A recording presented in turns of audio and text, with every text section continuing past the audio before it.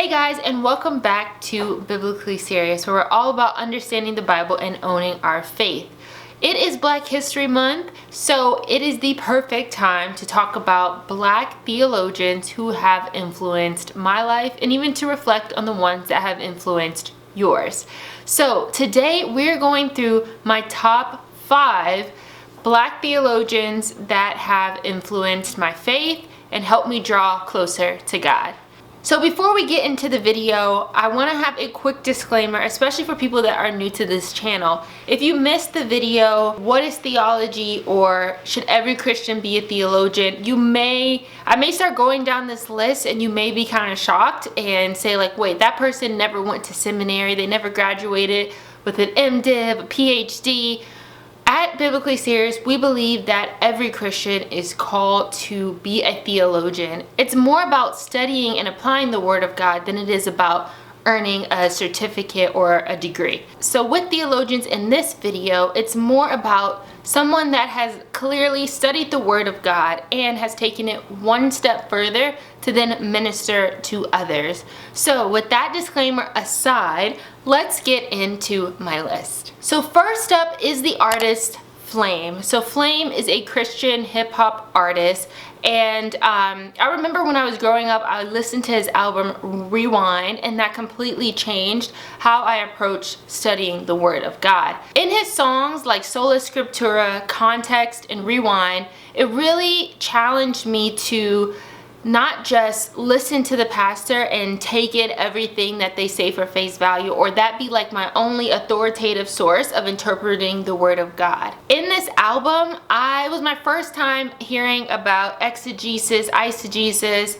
Bible dictionaries, commentaries, and after that song is when I bought my first Bible dictionary, my first Bible commentary, and I was on my path to really studying the Word of God for myself. So that album introduced me to new resources for studying the Bible.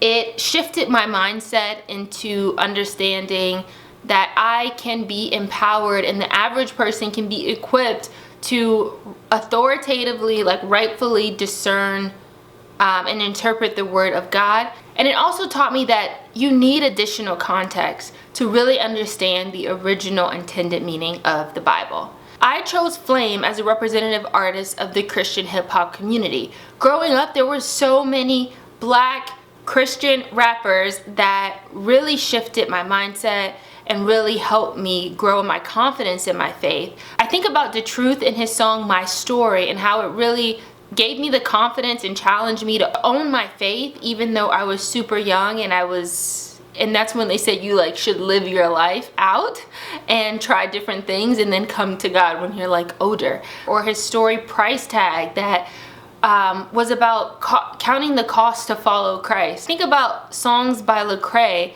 like Send Me, Go Hard or Go Home, and Invisible, and just really being challenged to be on mission no matter where you are, locally or internationally. There were so many Black theologians growing up for me in that space that were making music to help me and disciple me from afar.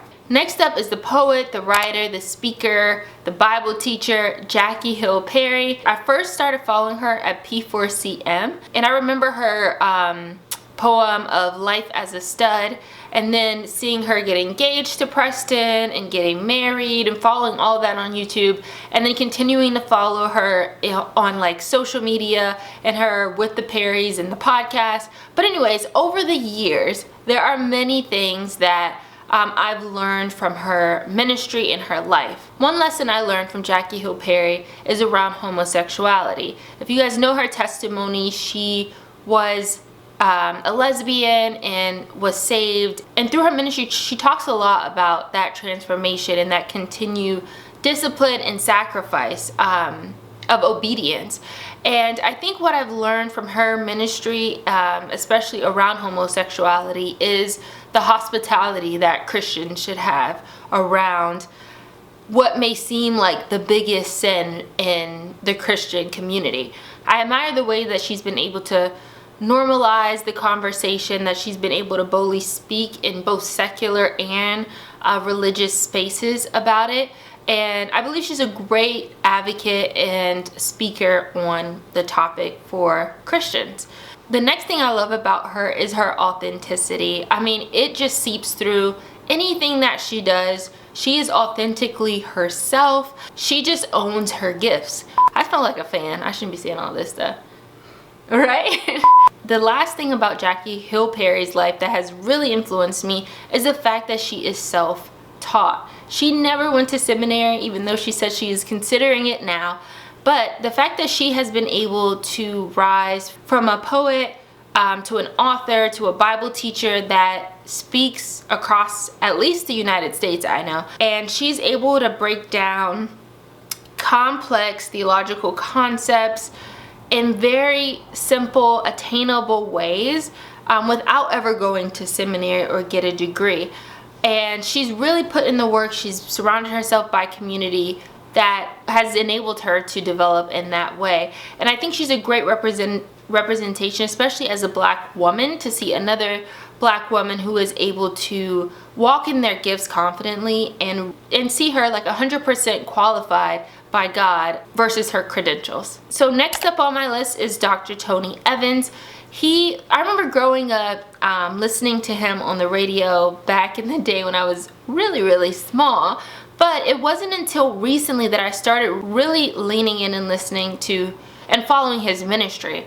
I remember on YouTube, a video was recommended to me around a panel discussion. It was like him and his family. They had just lost their aunt, and I remember them talking about grief. So after that video, I continued to follow the family, and I found out that Lois Evans, which is Tony Evans' wife, had cancer. She passed away, and there was another conversation and another like example of just dealing with grief as Christians. And I really admired how their family was really transparent with their struggles of it as well as their victories in it.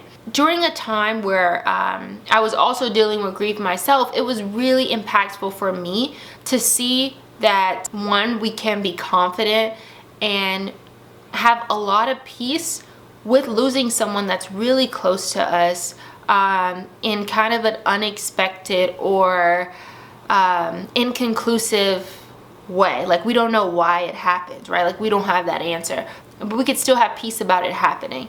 And then it also just taught me that we can continue to live our lives without guilt. Tony Evans, as well as his children, continue to do ministry, continue to operate in their gifts without their lives being on hold because they weren't crippled by grief. Those two principles of grief and being able to see them lived out while I was also experiencing grief was very instrumental for me.